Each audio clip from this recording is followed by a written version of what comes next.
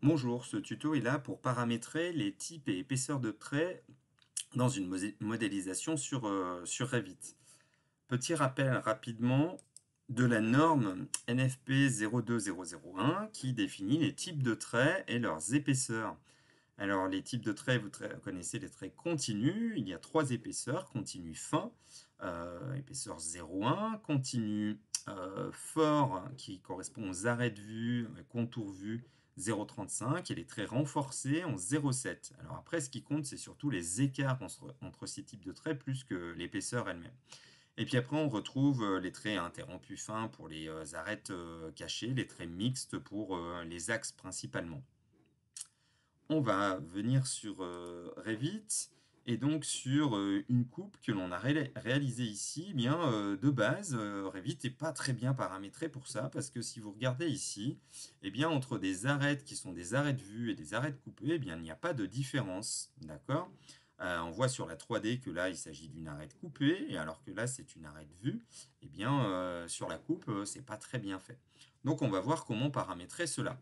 Il s'agit d'aller dans l'onglet Gérer et on va retrouver les épaisseurs, les types et épaisseurs de traits dans Gérer, paramètres supplémentaires. Et j'ai ici style de ligne, épaisseur des lignes et motif de ligne. D'accord?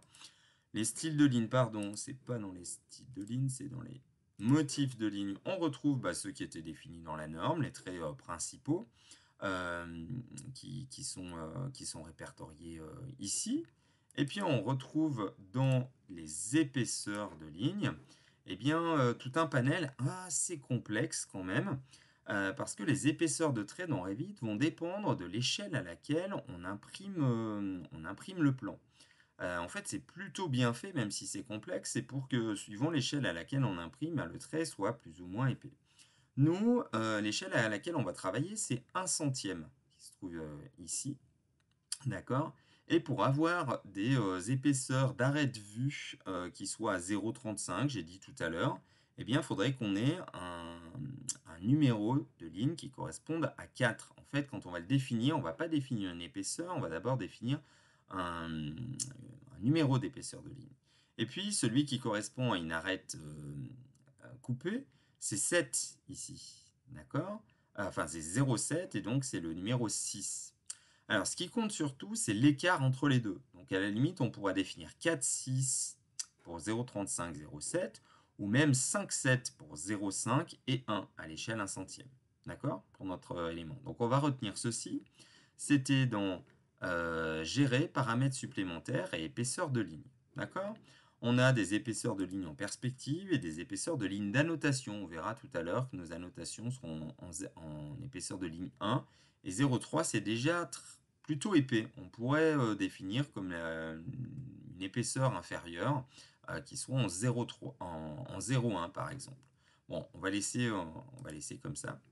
Et après, pour les styles d'objets, maintenant, une fois que j'ai défini ou que j'ai observé, parce que finalement, pour le moment, j'ai rien à modifier, je vais aller définir pour les objets que je veux représenter, eh bien, quelles épaisseurs je souhaite.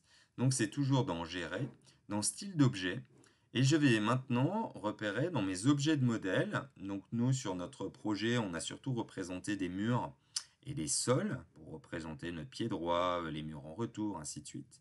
Donc, je viens dans Mur, ici, et je vois que les types de lignes, les épaisseurs de lignes qui étaient spécifiées, c'était des épaisseurs à 2, donc qui étaient déjà fines, et surtout, il n'y a pas d'écart entre les deux. D'accord?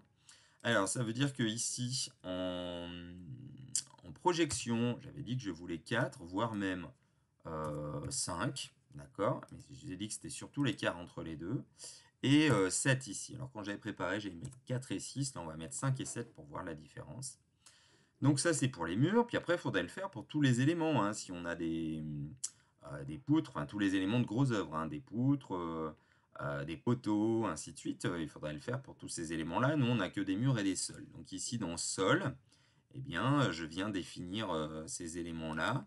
Ah, pareil, on a dit 5 et 7. Voilà. D'accord?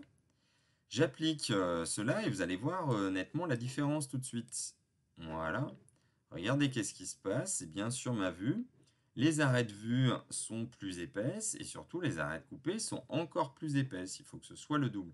Et là, en voyant cela, eh bien, on arrive mieux à faire la distinction par rapport à tout à l'heure.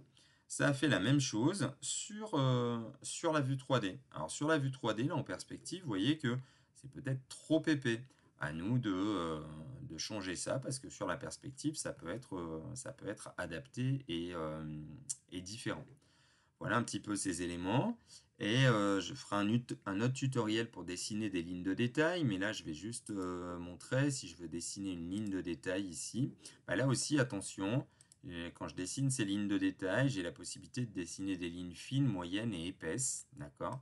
Donc si je prends par exemple une ligne fine, parce que c'est le cas très généralement, et que je veux faire une ligne depuis ce point-là, hop, juste pour voir, eh bien là au moins, on va voir la différence entre une ligne de détail qui n'est pas une arête vue, il faut qu'elle soit plus fine, une arête vue et une arête coupée. Donc voilà les trois éléments. Il faut absolument faire ça, sinon les coupes eh bien, sont plutôt mal représentées si on ne vient pas redéfinir ces éléments.